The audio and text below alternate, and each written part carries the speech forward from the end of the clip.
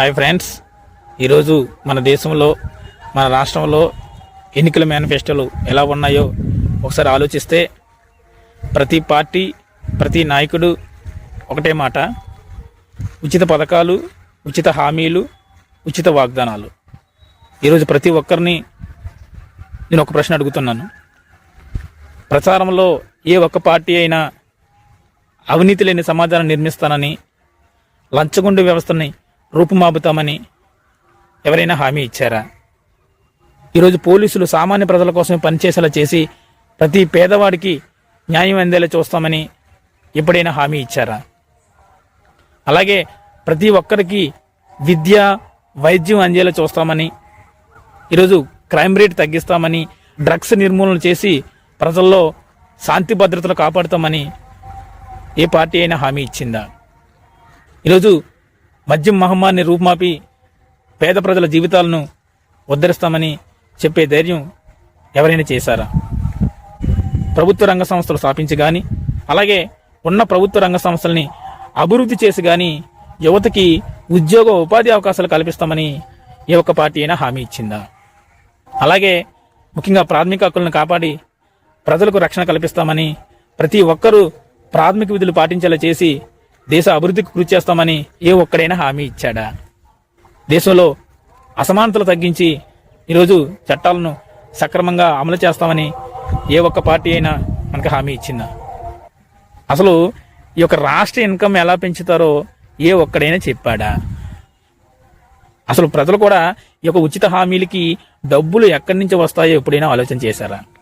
రాష్ట్ర బడ్జెట్కి వాళ్ళు ఇచ్చే ఉచిత హామీలకు ఎటువంటి పొంతన లేదని ఎవరైనా ఆలోచన చేశారా? ఎప్పుడైనా ప్రశ్నించారా? ఉచిత పథకాలు ఇవ్వడానికి డబ్బులు ఎక్కడి నుంచి వస్తుంది? మీ జేబులో నుంచే కదా. ఈరోజు పన్నులు పెంచుతారు, అప్పులు తీసుకుంటారు, మన భవిష్యత్తును అమ్మేస్తారు. ఈ యొక్క భారం అంతా ప్రజలే భరించాలని ఎప్పుడైనా అనుకున్నారా? అసలు పోటీ చేసే అభ్యర్థి యొక్క గత చరిత్ర ఏమిటి, వాడి యొక్క క్యారెక్టర్ ఏమిటి, వాడి యొక్క సామాజిక నేపథ్యం ఏమిటి అని ఎప్పుడైనా తెలుసుకునే ప్రయత్నం చేశామా? సేవ చేయడానికి వచ్చిన వాడు ఎలక్షన్లో 100 కోట్ల డబ్బు ఎందుకు ఖర్చు పెడుతున్నారు అని ఎప్పుడైనా ఆలోచన చేశామా?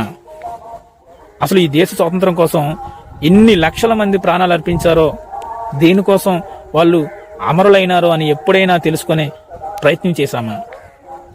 ఆ రోజు ఎంతో మంది ప్రాణత్యాగం చేసి మనకి స్వాతంత్రం సంపాదిస్తే మనం మాత్రం ఈరోజు రూపాయి డబ్బు కోసం, చుక్క మందు కోసం అవినీతి పరులను, సొంత లాభం చూసుకునే వ్యాపారవేత్తలను, ఈరోజు వందల సంఖ్యలో కేసులు ఉన్న రౌడీలను, గూండాలను ఎన్నుకొని ప్రజాస్వామ్యాన్ని తాకట్టు పెడుతున్నాం.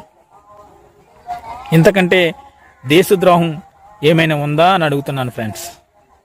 గుర్తుంచుకోండి, ఓటు అనేది హక్కు కాదు, అది మన బాధ్యత, మన భవిష్యత్తు, మన దేశ నిర్మాణం. ఈరోజు మనం మారితేనే నాయకులు మారుతారు, మనం ప్రశ్నిస్తేనే పాలన మారుతుంది. ఎప్పటికైనా ఆలోచన చేయండి ఫ్రెండ్స్. ఉచితాల కోసం కాదు, భవిష్యత్తు కోసం ఓటు వేయండి. డబ్బు కోసం కాదు, దేశం కోసం నిర్ణయం తీసుకోండి. జై హింద్.